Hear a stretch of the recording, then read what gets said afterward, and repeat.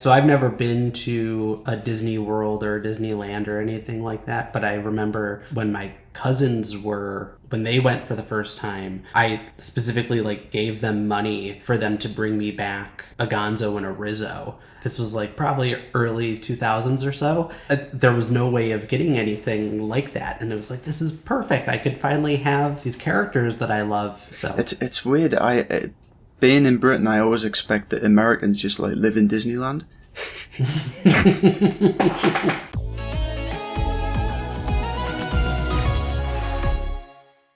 So, on today's episode of what's apparently a podcast now, is a puppeteer, the co-host of Puppeteers, the podcast, a graphic designer, and a bit of a writer. It's Cam Garrity. Hey, how's Hello. it going?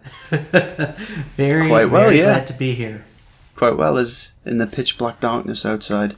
I've tried to. I appreciate you accommodating the time. Bit of a night owl. It would have been worse if it was. When you originally said 4, I questioned whether it was 4 a.m. Definitely not. But yeah.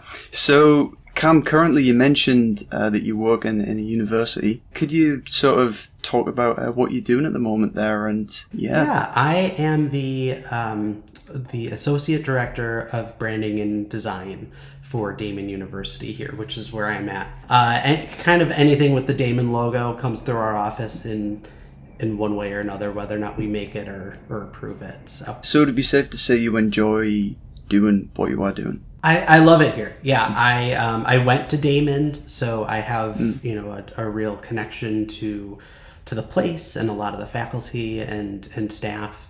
I've been here now. I started in January of 2020, so right before the world ended, right? So, but no, it feels like I've been here for a very long time, and I really do enjoy it. And you may have seen in some of Adam's videos when the pandemic hit. We had a whole bunch of things planned to use the university's mascot, the costume suit, for a bunch of different marketing things. And with COVID, it immediately became something that we couldn't use anymore, because having a suit that would get sweaty and breathed in and all that sort of stuff, with students, different people sharing it just wasn't a safe option. So we created a cartoon version and also a puppet version.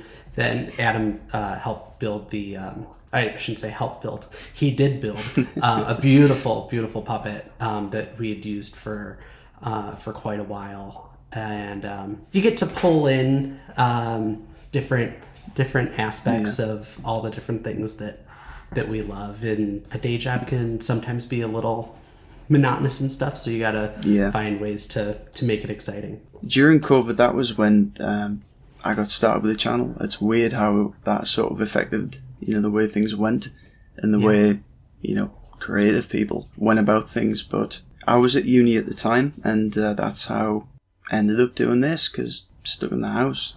No, and your stuff is wonderful. And thank you. Have you been interested in...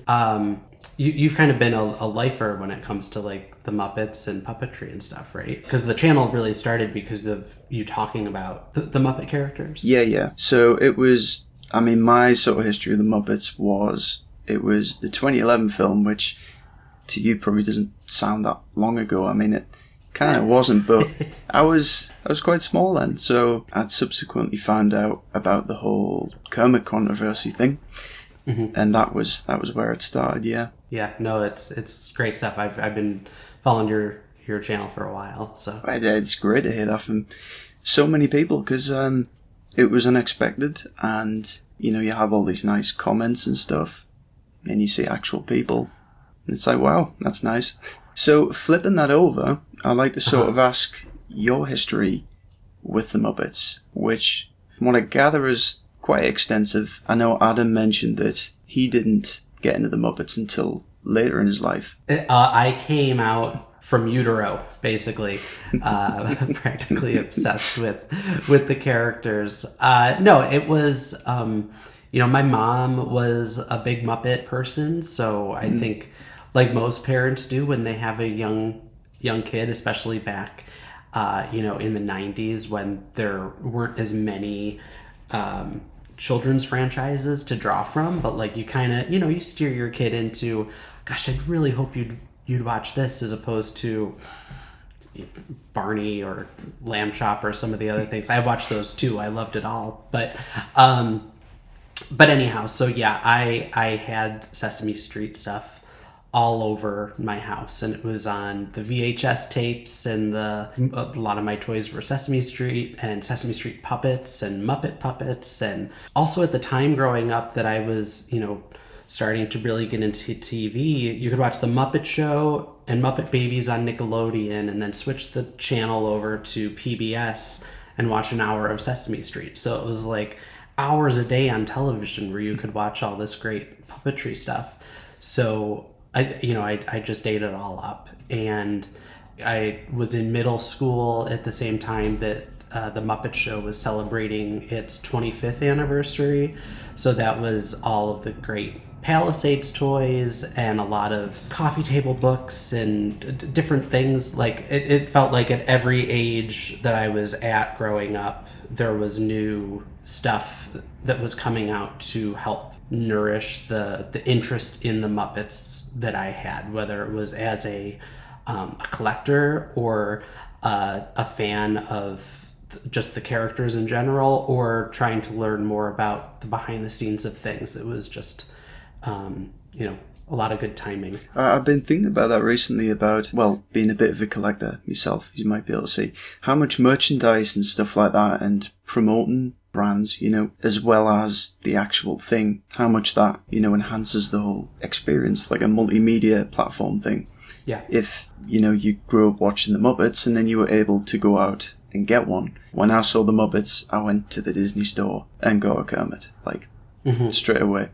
So I believe when I was born, there's a picture somewhere, just straight out, and the first thing that was presented to us was this Winnie the Pooh. I'm like, well, I had no choice really, did I? It's just, and then there was Winnie the Pooh toys since then. So very similar kind of thing. I believe it was a Big Bird for you. It was, if I'm correct. Yeah. That is right. And I will email you the photo so you could throw it up right here. Yeah, but no, it is funny, and I'm curious. I'm glad to hear that when you found that in to the Muppets, when the 2011 movie came out, that the Disney store had some merch. I thought that story was going a different way, because I feel like it's slim pickings usually to be able to find anything of any kind of quality or substance. Before, since it's been pretty barren, but it was just solely when the film released. There was Walters and Kermits and all those. Which is wonderful. I remember, so I've never been to a Disney World or Disneyland or anything like that, but I remember when my cousins when they went for the first time, I specifically gave them money for them to bring me back a Gonzo and a Rizzo. This was probably early 2000s or so. There was no way of getting anything like that, and it was this is perfect. I could finally have these characters that I love. So it's weird. Being in Britain, I always expect that Americans just live in Disneyland. But no, I mean, certainly the way a lot of Americans present themselves on social media, there are certainly a lot of people who go, but there's a small but mighty contingent of us who've just never have been to Sesame Place plenty of times, but not a Disney park. I mean, it's a very large place when you think about it. It's the furthest you can travel in Britain is a few hours, really, and you're at the other end. Yeah, no, and for us, it's when people hear that I live in New York, they're like, oh, you must go to the city all the time. And it's well, no, the city is 7 hours away by car.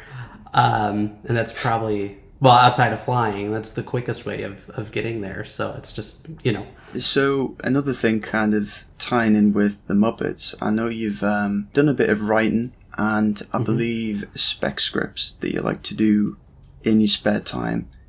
Some of them relating to the Muppets. So I was just wondering if you could tell people sort of what they are and a bit about them? Yeah, I do all sorts of different kinds of writing for puppetry, and even in my job, as a graphic designer, oftentimes copywriting or other kind of script writing comes into play. Whatever you need for the job.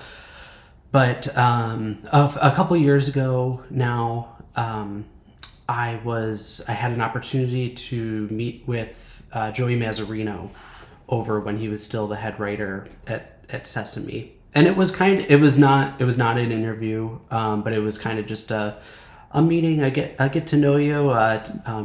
He wanted to read some of the stuff that I had written, and a nice get to know you. And I thought, in preparation for that, like, I should put pen to paper on. I had plenty of stuff that I had written myself, but I thought, well, I should bring some, Sesame stuff too, to show them what I could do with the characters. And the two that you maybe saw on my website was a script for when they were still doing parodies. The Unbreakable Prairie Dawn, which was a spoof of the Unbreakable Kimmy Schmidt, and then a Word of the Day bit with Grover and Stephen Colbert talking about the word heroic.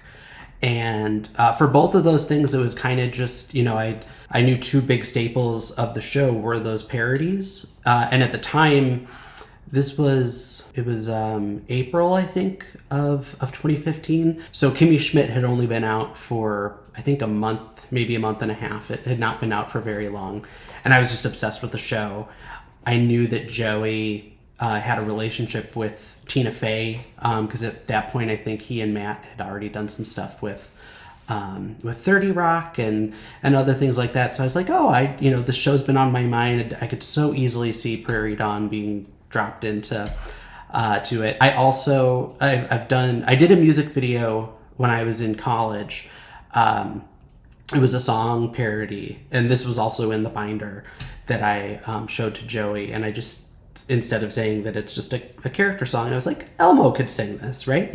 But it was, instead of the song "Oh What a Night" by Frankie Valli and the Four Seasons, it was "Oh What a Nine" to be sung by Elmo. And the reason I came up with that song was actually because I misheard the lyrics one time when I was listening to the song "Oh What a Night." And so often scripts to me are kind of like puzzles that you set up a problem, which is often like the curriculum, or how do I get this character in, or what's the best way to bring Sesame Street into Stranger Things or Kimmy Schmidt, or any of the other kinds of parodies, and you just kind of try to find those ins.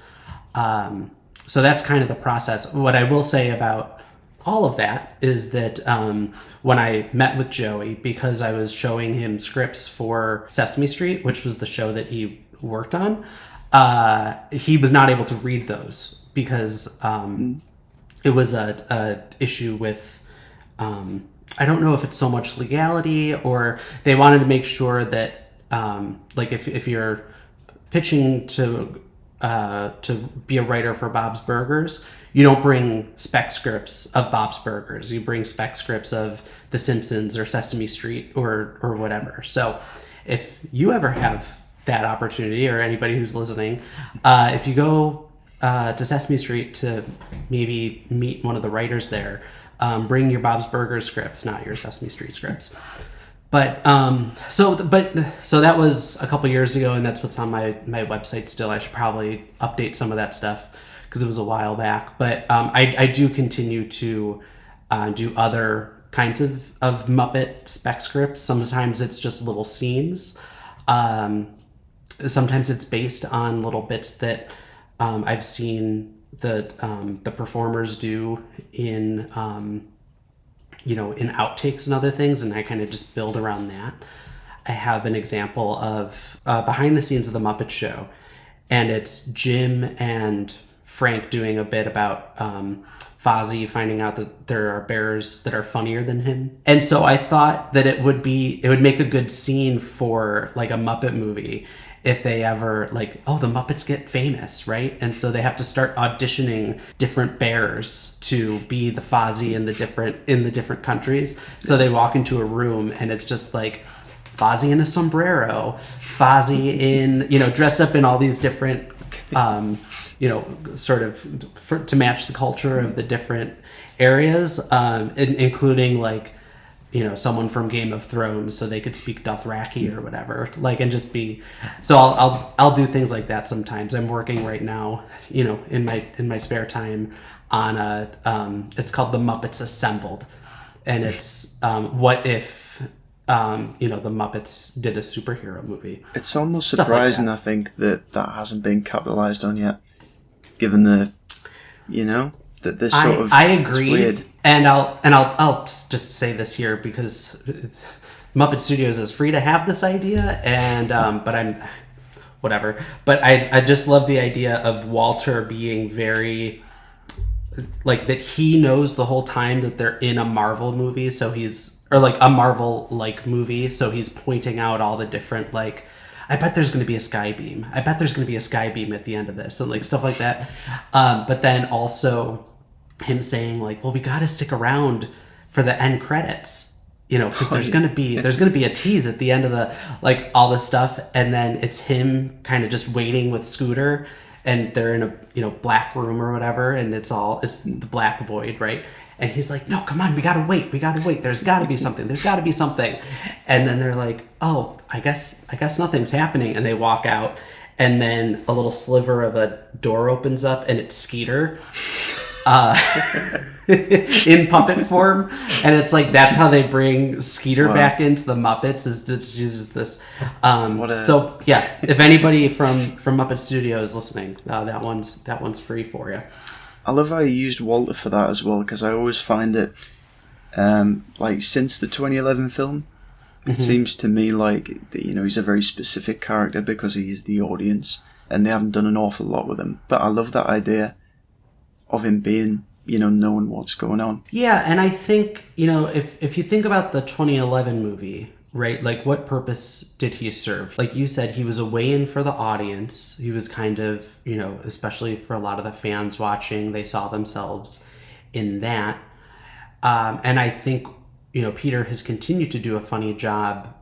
For me, the Walter bits were my favorite part of that Muppets Now show when they did that, because he had the Kermit bit, and then it was something with Uncle Deadly, and like those I thought were really, really quite funny. And for him to kind of just continue to be the voice of the audience in whatever it is, in the same way that I think like Rolf and Bobo are very good, and Pepe to a degree, of poking fun at how odd the Muppets are. I think Walter could be used to just point out that there's a fourth wall that's there that needs to be broken. Right, I love to see, like, whenever Walter pops up, it's it's Walter, because he had a lesson role in Most Wanted, and I was almost expecting them to kind of shove him off to the side, but no, it's great to see it. Yeah, and I mean, this is something I know you talked about with Adam when you had him on, but I think the more we get original Muppet characters that are wholly owned by, not owned in a legal sense, but their soul is completely attached to the newer performers. I think Penny Waxman is a great example, or even to a lesser degree what Matt has done with Uncle Deadly, right? Because that wasn't really an established character. I agree with that, because when, people going on about the voice controversy stuff, people were like, do you hate what Matt Vogel's doing? I'm like, no, I love Uncle Deadly. I think is amazing and one of the best things probably about them in the minute. Yeah, and even, I think about just a character like Joe the Legal Weasel, which is just such it's practically a one-off character, right? Like, and it's clearly just a stock puppet that they put a little, Rizzo suit on or something, but it's really funny. And I think the more the Muppets can have opportunities where people aren't sitting there and thinking like, that doesn't sound like whoever, right? Because at this point, except for Gonzo, Yeah. They're not original performers anymore. And I'm sure there are people who even watch Something with Gonzo's in and say, well, that's not what he sounds like, or he doesn't sound right. And it's like, well, it's because Dave Coles is aging. Like everybody changes. So, yeah, I would love to see them move in a way where we could get more new characters into the fold. Yeah. Another thing, I suppose, is obviously I've spoke to Adam last time, Adam Crudinger. I wanted to just hear a bit about, since you're kind of a Bert and Ernie dynamic duo, about how you sort of came to be, how you started doing puppet stuff. Yeah, I met Adam when I was in college. He and I had a mutual friend. I knew her through Damon, and she was an assistant stage manager in a show that he was doing.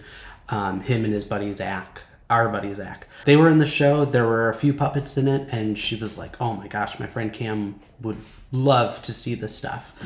And a couple weeks later, we met at a coffee shop, and almost immediately we started working on stuff together because Adam had a costuming background, making costumes and mascot outfits, and he had all of that and this interest in the puppetry things as well, and was already making beautiful characters. I'm not sure if he talked about the Terry Angus puppet that Zach had that he saw and just totally lit this fire under him of like, I need to be able to make stuff like this.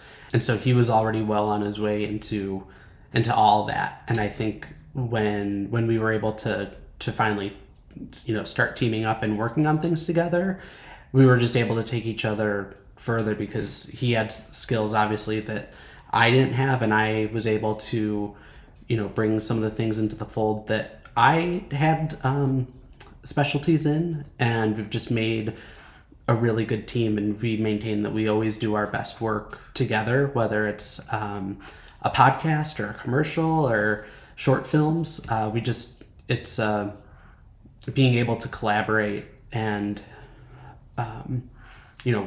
bounce those ideas back off on each other has been it's like going on 13 years or something that we've been working together, and it's just always a pleasure.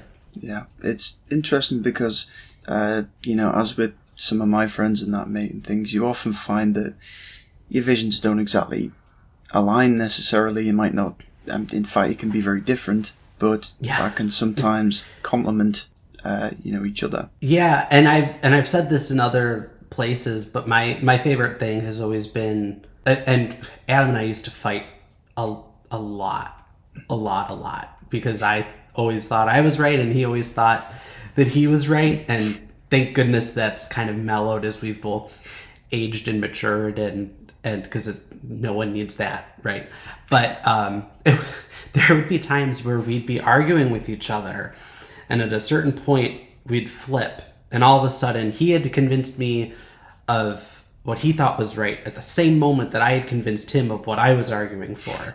And then we had to argue with each other about how, like, no, Adam, you were right originally, we should go your way, and no, Cam, you were right, we gotta do, like, so there's no winning. And it also means that, like, all ideas are valid, and it's just a matter of choosing what works at the right time. But it is still bizarre, now when we work on things together. We just did a 48-hour film together a few weeks ago, and we came up with the story together as a team, but then I went off and wrote the actual script. And the next morning when I saw him and we were on set, I said, like, oh, what notes do you have? And he was like, no, it's great.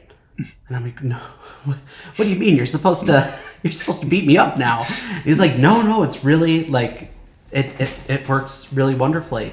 And I'm like, I didn't feel good about it because I was like, no, but you're supposed to. But it's just, it's one of those things that when you work so long together, you start to have that other person in your head. So it works out really nicely. It's a great partnership. Yeah, you can account for the criticism before it happens. Exactly. Yeah. Obviously, your biggest sort of at least what I know you from the most, is the Puppeteers podcast, which is, I think, been very successful and had over 80 episodes. Yeah. Which is pretty crazy. So basically, how did you both get started with that? And I suppose, do you have any highlights from doing it? Yeah, so we actually had worked on a commercial together years back. It was the same year that we started the podcast, but I think we started in May or so, and the commercial was in January or February. And it was just, I mentioned that we would have these horrible bickering fights, right? And we did this one commercial, and it was one of the first times where it was just like, that was so easy. Like, because we were just bouncing ideas off each other, and we wrote, conceived of, he built the puppet, I did the storyboarding, and we were like on set at the grocery store within like a week, and we had the final thing turn around that we were really, really proud of. And it was not started and completed within the course of like 3 weeks or something like that.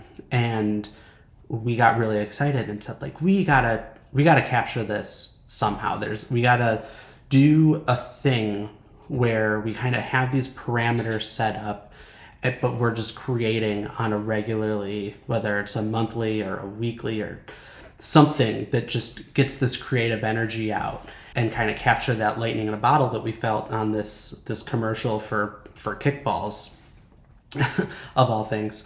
And so we were kicking ideas back and forth for a while, and we kind of narrowed it down to, maybe it's is it a like puppetry panel show? Is it something with puppet characters? Is it this, that, blah, blah, blah, blah, blah, blah, blah. Eventually we landed on, it should be a podcast. And I know Adam shared the story of where we got the name of, Jim Krupa's Puppeteers, and it went off, really well, really quickly, and it's totally, we say that it's the best thing that we create, because you're seeing both of our points of views at the same time complementing each other, and I really do feel like that has brought us closer together, that making that show, and sitting either next to or during the pandemic, like with each other virtually for that amount of time, and just being able to anticipate what the other person was going to be asking about or talking about next. And it was just a joy. And some of the people that we've been able to speak to, with my Big Bird obsession, talking to Deb Spinney was amazing. Dave Goals, Fran Brill, but also to like put spotlights on some of our friends who we've met throughout the years, and just be able to say like, hey, this person's wonderful. And as Adam's YouTube channel was growing in an audience, to be able to say like, you gotta know this person, and check out their website and hire them and all that stuff. And it always excited us when we would find out that like people like got puppet gigs because someone saw them on Puppeteers. So it has been a lot of fun to do. We were actually just about to bring it back this year, and then the SAG and the WGA strikes started, and I'm sure a lot of people know that with the SAG strike in particular, that people aren't able to really talk about projects that they're working on. So that's kind of, we said, well, we'll wait until these are over before we get back into it. But the podcast will be coming back soon, knock on wood, hopefully. And we're also working on a companion book that's going to be like snippets of all of the conversations that we've had, and seeing how someone's growing up story was similar or different to someone else's growing up story, and all these different areas. So I'm going through right now and listening to every episode of the show with a transcript, and trying to pull the cool things about these different episodes and different performers and artists. Well, I look forward to the new stuff. I think it's a great resource. Sometimes when I was doing videos, if it's like, okay, you're looking at maybe the Kermit thing, let's look at interviews if you've got them here, Steve Whitmire, Matt Vogel, let's see what they say. Yeah. You can pull up that and you just get some genuine things, and then from that, because I enjoyed the videos, you can go to these more obscure puppeteers and learn about them as well. So I think it just sort of mutually benefits everyone. I think that's exactly right. You know, it's come for Matt Vogel and stay for I don't want to insult anybody by saying someone's name that's not, but like stay for Adam Krutinger, because we interviewed Adam on the show. I like that. And I'm sure you know this too, but so often growing up, you'd finally Frank Oz would be on an interview show, right? Or Kevin Clash or Carol Spinney, and they'd ask them the same damn questions every single time. And it's like, this is boring for the audience. This has got to be boring for them, because they're, Carol's telling the Where To Max story again, right? And like all these things that's just like, okay. And I remember thinking growing up, like, God, I'd love to be, at that point podcasts weren't a thing, but like, I want to have a show where I could ask these guys questions that like they haven't been asked yet. And I think, in a funny way, Puppeteers has been able to be that. We'll still ask for some of the classics because we like to hear it from the people themselves, but we'll also do follow-ups and ask things that kind of only puppeteers or people in the know would be interested in. Yeah. And I think that's where Adam and I benefit from having, being puppeteers ourselves. I mean, it's definitely been interesting going deeper and deeper in, because I think, like you say, on a surface level, there's this sort of preconceptions about puppetry. You usually just hear the voice Right. all the time. And my earlier videos, the ones that have voice in them or remotely mentioned, the ones that have done the best. So it's something that I've noticed people seek out. Yeah. If they're looking for something like that. Big part of it is the voice, even though when you then talk to puppeteers, they go, oh, the voice just sort of makes up a little percent of that and comes in later. So it's interesting. It is. And it's funny because when we talked with Ryan Dillon on our show, and that was one of the things we wanted to talk to him about, was obviously how he was able to get, I always say that it's like the capital V voice. So like that's the character and the heart and the spirit of an Elmo or a Big Bird or whoever. But then we also did want to ask him, like, how do you do the voice? Like, how do you just mechanically make that sound come out of your throat? And that's, again, an interesting thing that, I don't think he probably has had that conversation in too many interviews that he's done, because it is that kind of geeky technical stuff that we like finding out. Yeah. Are you, by any chance, a fan of the Peanuts? Like Charlie Brown and... I'm sort of aware of it, but not like deep into what I've seen. I remember Snoopy and stuff. Yeah. So I think this is a parallel that I think is interesting to draw between the Muppets and the Peanut characters, is that obviously Charles Schulz, who created the Peanuts, has passed away, and there are people who now will, for merchandise and some of the movies that have come out, they've had to study his pen strokes and how he moved his brush and all these things to be able to recreate the characters in a way that follows his spirit, right? And it's such an interesting flip, because when he drew, he was just drawing, right? Like he was just putting pen to paper, and whatever he did was always right, whether or not it was something he was proud of, but it was always Schultz. And now all these artists like go to, basically like grad school to be able to learn, how much pressure do I put on the paper to, get the right curve of Snoopy's nose or whatever. And I think the Muppet performers are in a very similar boat, most of these guys, of how do, like, it was second nature for Jim to be Kermit, and now it's a whole different kind of scrutiny and effort that that Steve had to put into him, or that Matt has to put into him now. It's got, I can't imagine the kind of pressure those guys feel.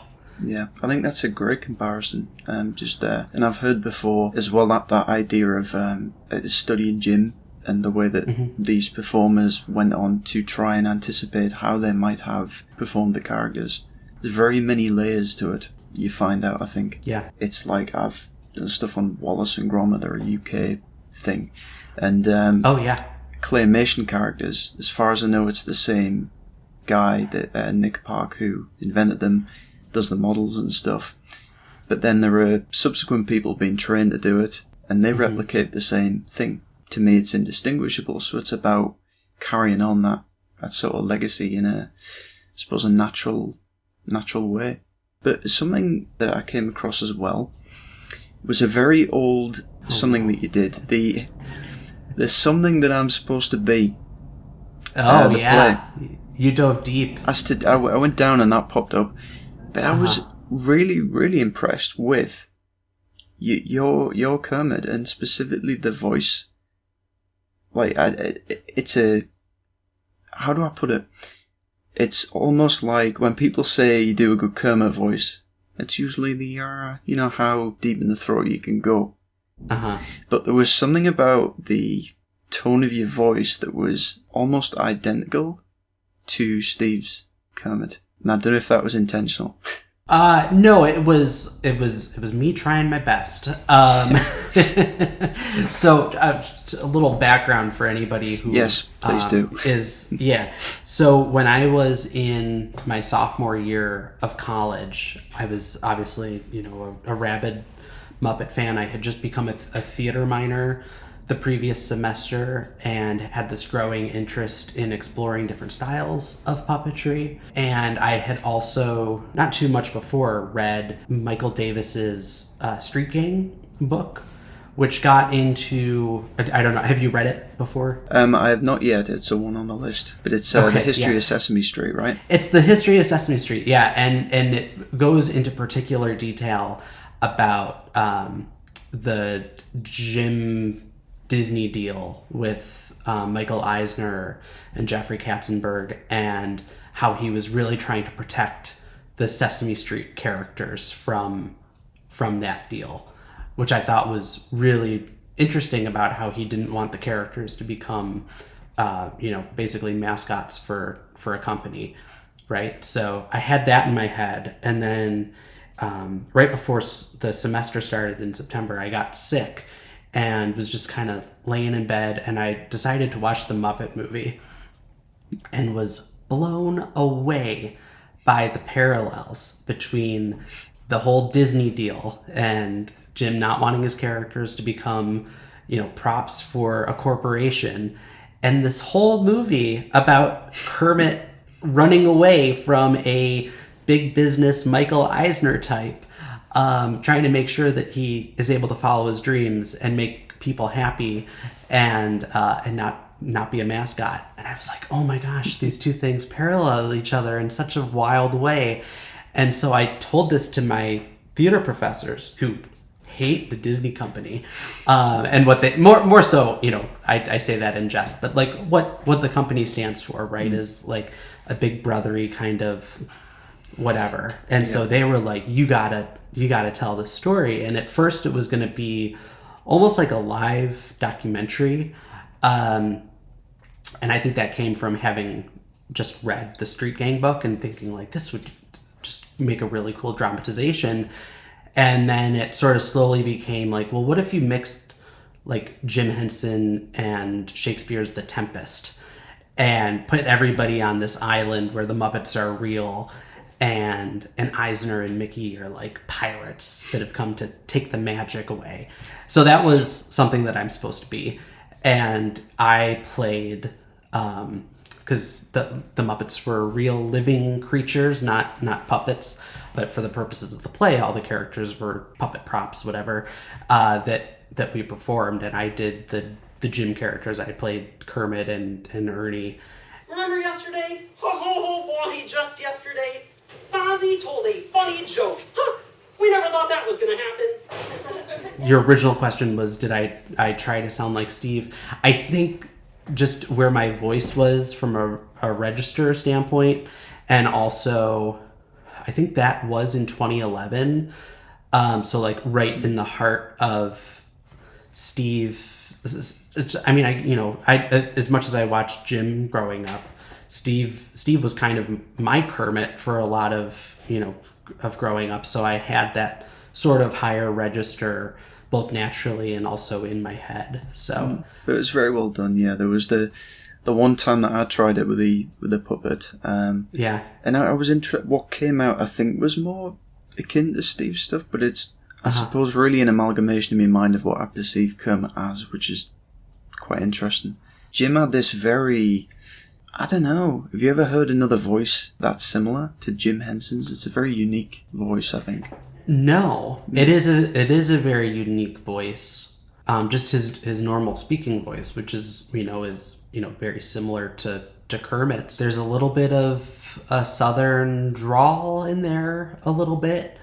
And this is what I really found fascinating when you and Adam were talking, was that like everybody has an idea of what Kermit is of what Kermit sounds like in their head, and it might be people on the internet doing a bad Kermit impression.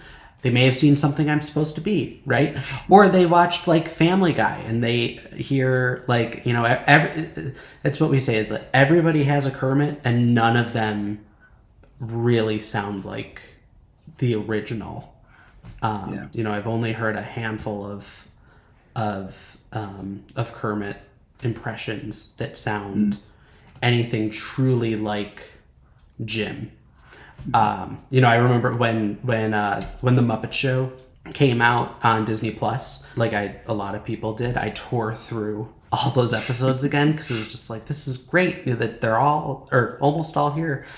And then I forget what the next Muppet thing that I watched was. May have just been a YouTube video, but it was Steve, and it was like, oh my god, that doesn't sound anything like him, really. Yeah. I mean, Steve did a wonderful job, as does Matt. It's that whiplash in it of if you shoot from one at the other. Yeah, and neither of them really sound like truly like. I mean, you look at something like Elmo, right, where I have a very hard time telling the difference if an Elmo performance was Kevin or Ryan. Yeah, but for Kermit, it's a dead giveaway every time. I think it's like we're talking about. I think Elmo or something like, with Mario, we'll have to see what that's like. But there's very high pitched sort of, it's someone doing an extreme sort of voice. That's a departure from the normal voice, whereas Jim was really just sort of kind of lower in his natural voice. Yeah. And some of it does come down to character, I think, too, because the character of Steve's Kermit was kind of a nicer, like, every frog, and didn't get pissed off or annoyed in the way that Jim's Kermit did. Yeah. So, like, he didn't have the emotional range that Jim had. So that also contributes to what kind of vocal tones people are hearing. Yeah. It's what stuck out when people mentioned when Steve went. It was, I think they called him angry or bitter or something, and I thought that was odd because what came to mind to me was Jim's Kermit. I think he would often be like mad on the Muppet Show and be, he shouts at Fozzie and Piggy and that kind of thing. Yeah, and it's the amount of exposure to the characters, because if you were watching the Muppet Show, right, that it was for 5 years they were on television every week, and more than that if there were reruns on, right, versus now, if the Muppets make 2 appearances a year, if we're being generous, 4 appearances a year on television, and they spend even an eighth of that time with Kermit mad, it's like, why? But, if you go back and watch a Muppet Show, at least an eighth of a time he was yelling at someone. So it's that context, and it's the amount. I think that's one of the things that the Muppets need more than anything, and people will balk at hearing this, but like, it's almost a quantity over quality thing with the Muppets at this point. And I know that sounds scary, but like, again, when I watched all the Muppet Show, it was like some of those sketches like weren't great. They were fine, they were fun, but like, I can take it or leave it, right? You get the sense that they were, doing a lot, just exactly, constantly. And so it was okay to take an L on something. And I think even we saw a little bit of that when the viral videos were coming out in like 2009, 2010, that they were just like, sometimes you get Bohemian Rhapsody, and then the next time, like, flowers on the wall, that was fun, but like, it wasn't Bohemian Rhapsody.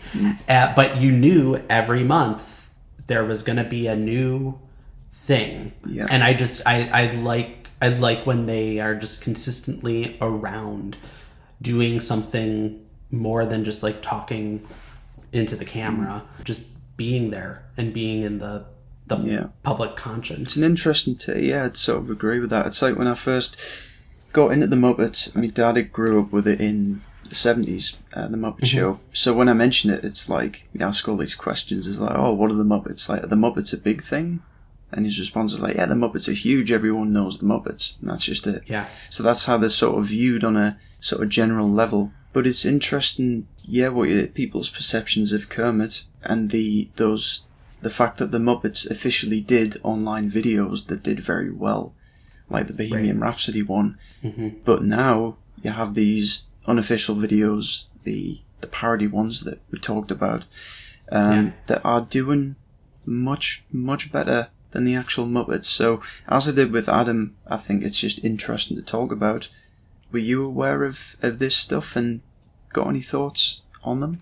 I've seen some of it, and it's kind of one of those things that I can't bring myself to watch much of any of them because they're just so vile, and I don't find them funny or entertaining or anything like that. And I think it's a shame that anyone could watch a video like that and think that that is a true representation of any of the real characters. And that's actually why I'm not sure if this was on your radar at all, but a lot during the pandemic would do these videos with my own Kermit puppet, doing my kind of cosplay as Kermit the Frog, but like playing him like as if I was, doing a Kermit. I mean, you're a fan, so because I'm a fan, because exactly, and just kind of thinking like, how do I put some good into the world, and just something that's optimistic and hopeful and wholesome.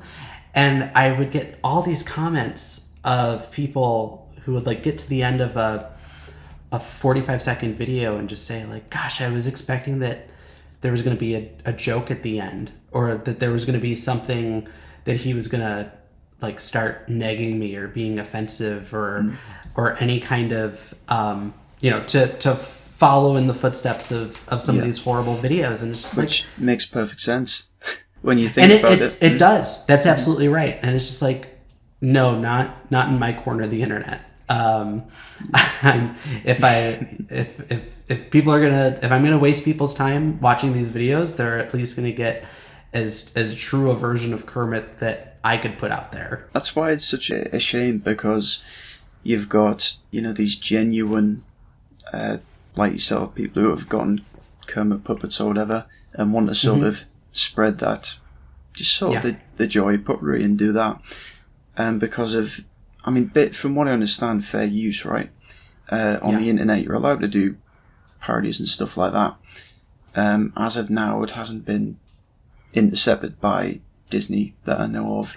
But and I'm also not making any money doing it, so they have no reason. Which is the opposite of like the Super Serial channel and stuff. Exploit that, and they're making a hell of a lot of money. and then take pleasure in displaying this to everyone. And yeah, I try not to be what's the word? Don't want to be like envious of other people who do well. Basically, I'm usually happy for people, but when you see those channels doing stuff like that, I'm like, no, this doesn't sit right. Oh, absolutely, and it's a selling out, and I think about when Jim Henson won. It was like a Television Hall of Fame Lifetime Achievement, something or other, in the late '80s. And at the same event, there were a few other like legends of television who were receiving awards, and they got up there and thanked everybody, and had spoke about their career and whatnot, and Jim was one of the later people to go up, and he just says, it's our responsibility. People are watching us, and they're seeing what we're putting out in the world, and if people are spending time with us, then we need to make sure that we accept the responsibility of giving something that is going to build them up. And I like to take that mentality in all the work that I create. I don't like to waste people's time with something that I can't stand behind, and that's not going to benefit them in some kind of way. And I think with those super serial videos, I mean, it's heartbreaking to think that I'm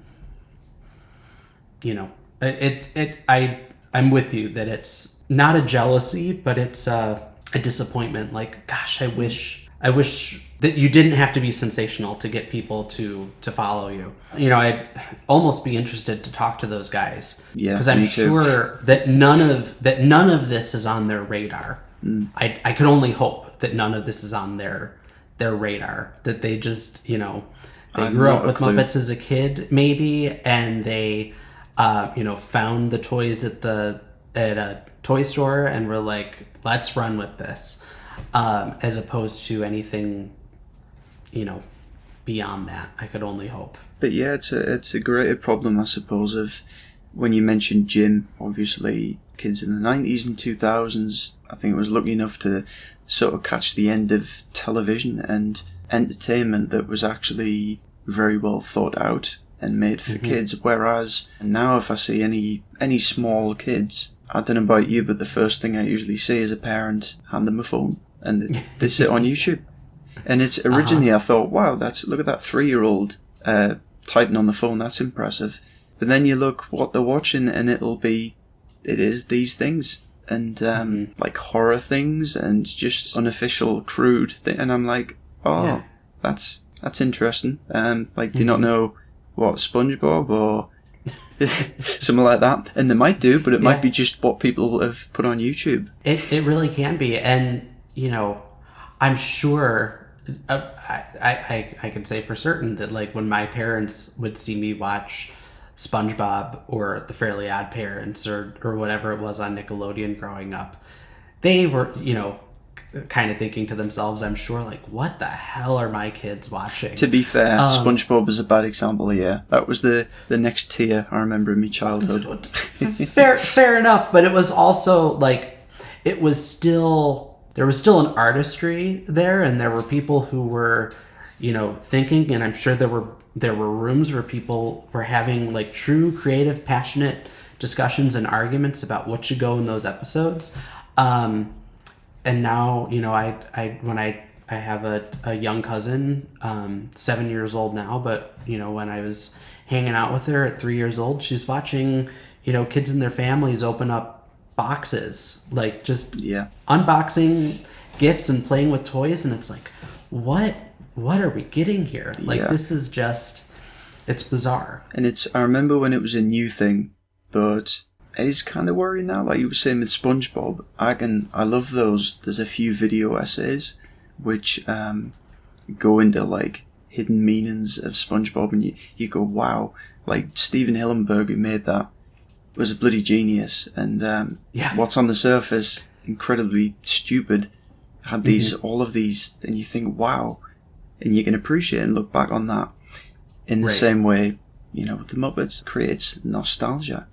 And I wonder, for these kids, what do they have to be nostalgic about? Like, Yeah, I don't know. I really don't. And, I think too, I am curious to see like what nostalgia will be for them, right? Because, I mean, and it's even different for us too, because like right now, for instance, I don't know if you had this, and I'm going to sound very American right now, but growing up, one of our favorite cassette tapes had been a Happy Meal toy that came from McDonald's, and it was Ronald McDonald singing these songs for Halloween, and we played that nonstop, right? And to the point where like I still, I got this tape when I was probably 6 or 7 years old, and I still remembered the lyrics well beyond college. And recently I was like, I bet I could find Magic Funmobile on YouTube. Like, by now it has to be there. And you type it in and you find it, and it's like, oh, that's amazing. It's right there.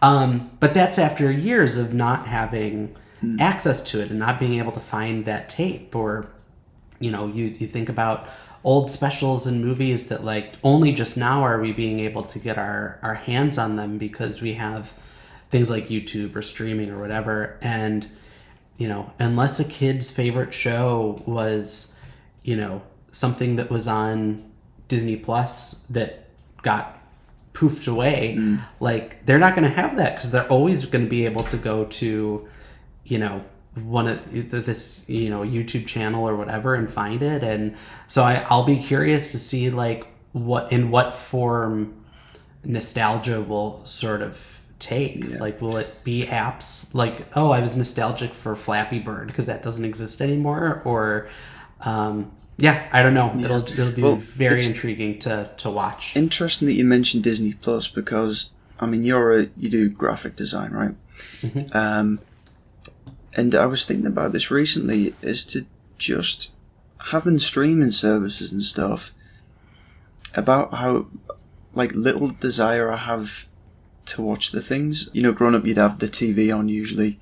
Don't know about you. I saw Jurassic Park the first time because it just happened to be on the telly, stuff like that, and you would never have, put it on. Mm-hmm. Now you're presented with, like, a box with squares and pictures. When I think of watching SpongeBob and stuff, I think of the crazy advertisements and animations and sound effects, stuff like that. Bumpers in between, but there's none of that now. It's just click. I mean, even, I don't know about you, but like, there were some shows that I never really enjoyed, but I'd watch them because they were between two other shows that I loved. But it's like, okay, I guess I'm watching Little Bear, like, I remember that sort one. of thing. I never intentionally watched that either.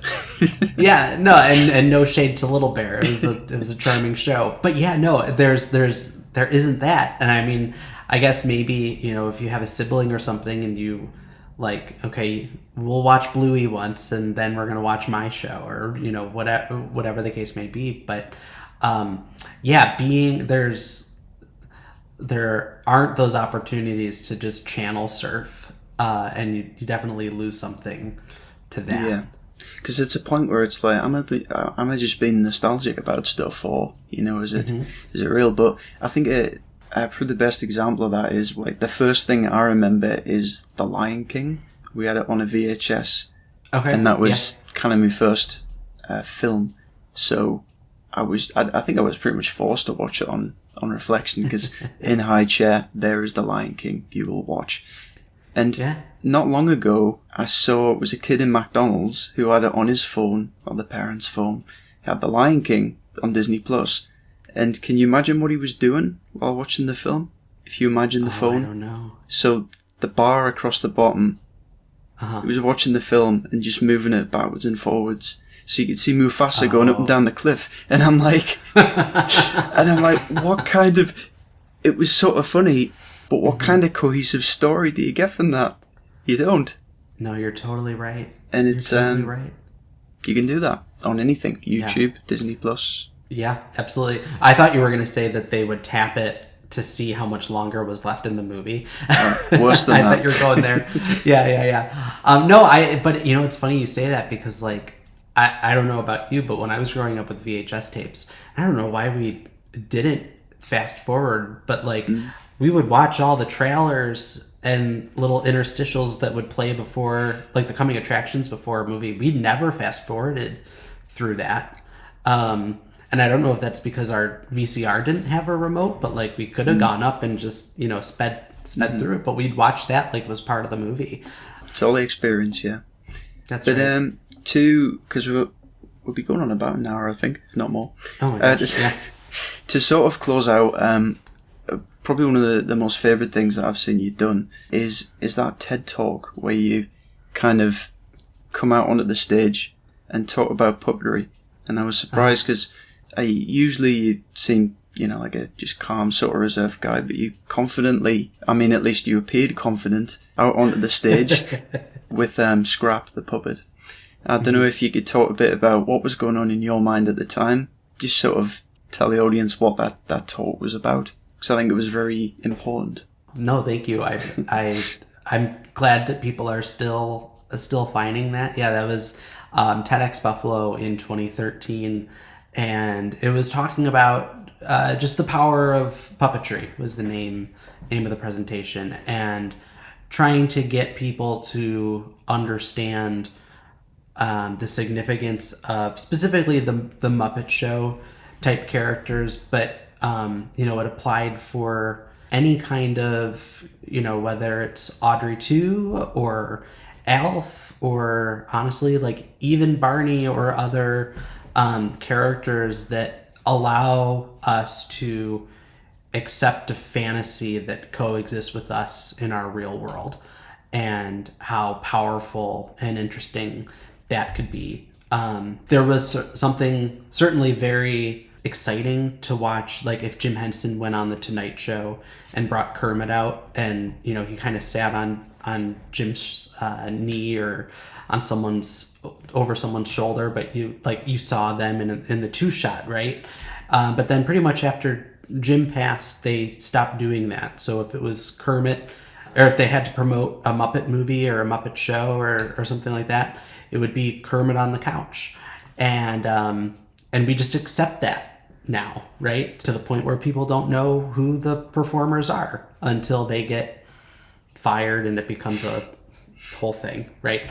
To help prove that point, I brought out one of my original characters and had him on stage a little bit as well, and you know, it was a really fun talk. I'm very comfortable talking in front of audiences. I'm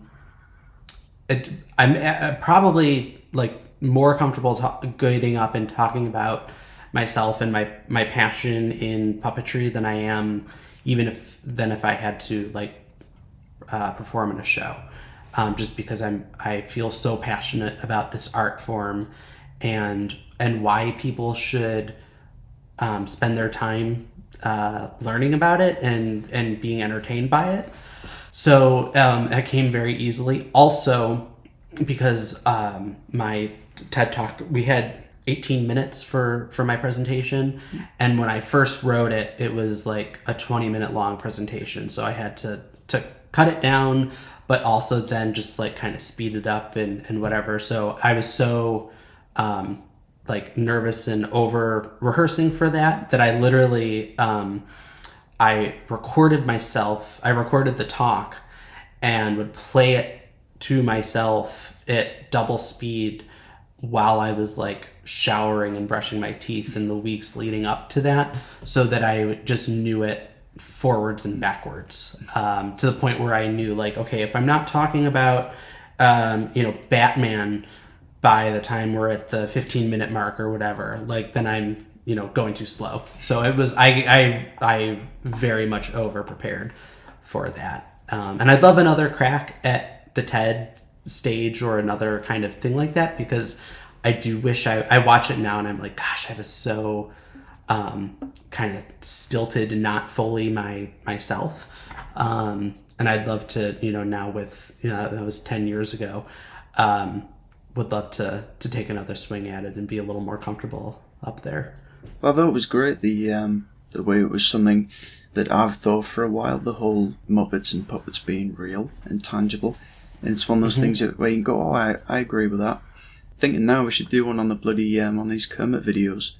Yeah, absolutely. I wanted to talk with you about this, and this could be for another time, but I just watched this past weekend the new Ninja Turtles movie.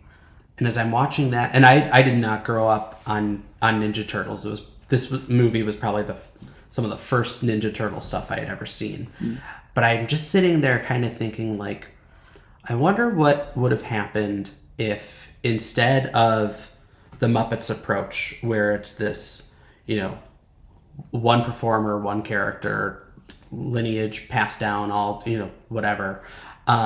If just like every couple years the Muppets got rebooted, and now it's this person's vision, now it's this person's vision, and maybe you change mediums or all these different things, and like, would that be more energizing for the public if like every couple of years it was like, oh, now Kermit has 12 points on his collar, or like just in the same way that people discuss and have arguments about like the way the Power Rangers have changed, or the way like all these other franchises get rebooted, as opposed to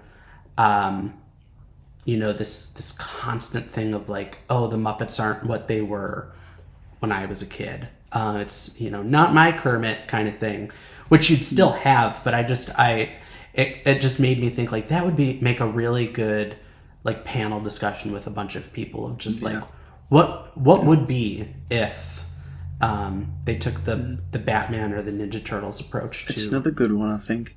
Yeah, it's reminding us a lot of it. I don't know if you're aware of Doctor Who at all, but that's been running 60 years. You obviously have the main actor, the Doctor physically changes, but throughout that time there's been different showrunners, so literally nothing is the same as when it started.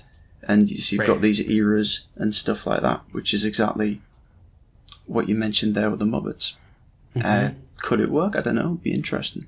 I don't know. I mean, that's why I keep saying I would love for them to just do the Muppet Show, because that's what those characters were made for, was to be on the vaudeville stage and rotating acts and all that sort of stuff. And maybe we see Kermit and Fozzie in every episode. And, I don't think you could ever remove Kermit from the Muppets. But, like, again, just give these new performers opportunities to play with new characters and to be themselves, and to be able to have that Schultz approach of just, like, this is how I draw. This is how I do it. This is how I make the characters and affect people. And it could still be the Muppet Show. And like truly be that, but also be in keeping with the people who are at the reins now. It's kind of mental that the Muppet Show has never came back, isn't it? Yeah. I mean, there was Muppets Tonight, but... Yeah, and it's... I don't know. I know there are people who say, like, well, they did that already. And it's like, well, that's true, but, like, these guys haven't done it. Yeah. Right? So, I don't know. There's something to that, but... We'll see. I mean, when you consider all the platform stuff that we're on about, the Muppet Show would have been on a night sort of thing. The family might have just watched it, but it would probably be a streaming thing now. And would anyone click the little box? Because that's all it would amount to. I know, and that's where, the narrative of, like a Muppets Mayhem probably, like, is better for a streaming thing, because each episode kind of ended on, the cliffhanger of like, oh, I want to see what comes next. Yeah, I don't know. And maybe that's where like ABC could put it on the broadcast for real, and people just tune into it. Because I think you look at when the 2015 series came out, how many people tuned in on night one. And I think if they had tuned in and seen the Muppet Show, that we maybe would have had a longer running series. Admitting that mission, I didn't know it was on. I saw that yeah. It's funny too, I remember when Disney Plus came out, and it was kind of the first time that I think a lot of people were able to see that show, or not able to, but like the first time people saw it. And I had people coming up to me saying, "Hey Cam, did you know there's a new Muppet thing?" I'm like, "There's not a new Muppet thing." And they're like, yeah, it's the show. Miss Piggy has a late night. And I'm like, oh, you're like 5 years behind here. But no, it is interesting how people, like, it was so under the radar. So for, I think a good final quick question would be, out of all the Muppet stuff, do you have a particular favourite project? Yeah, for me, it would probably be Muppet Family Christmas. Ooh. That's like our main thing that, like, my whole family watches every year. I think it's their finest hour. You know, everyone's just firing on all cylinders. It was like, let's throw all the action figures in the sandbox and play around with, you know, you've got Cookie Monster eating animals' cookies and all sorts of craziness. I just love it. And then runners up very quickly would just be, I loved Follow That Bird and the Muppet Movie, and Don't Eat the Pictures and Christmas Eve on Sesame Street. That's sort of my... Yeah. Muppet Family Christmas, I think that's like a kid's dream come true, right? Because when you're little, you often imagine you get the toys or whatever, and like, oh, what if that one met that one? Yeah. And it's what I love now with the...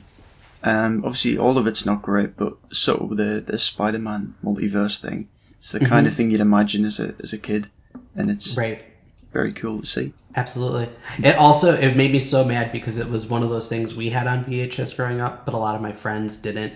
And so when I would say, like, oh yeah, like the Sesame Street characters, they're Muppets too, and people would be like, they're not Muppets, and it's like, no, trust me, I know what I'm talking about. So it's just like, everybody should see that. It's I think it would be a miracle if that somehow made it onto Disney or something one day. Yeah, it seems impossible. I mean, it'd be wonderful. It does seem impossible, but I don't know. Stranger things have happened, so yeah. But on that cliffhanger, I think we're that'll wrap the episode. Thanks so much for being on, Cam. Really enjoyed it. Lovely chat. And I suppose you can tell the nice people where they can find you on the interwebs. Yeah, I am at Cam Garrity on most social media and stuff, and a lot of the things Jordan and I talked about today were you could find on my website at Cam Garrity. So you could, excuse me, at camgarrity.com. So yeah, you can find it there. Yeah. Thank you so much. From the both of us, thanks for watching. If you enjoyed the video, let us know if you'd like to see more of this kind of thing. We'll see you next time. It's a pleasure.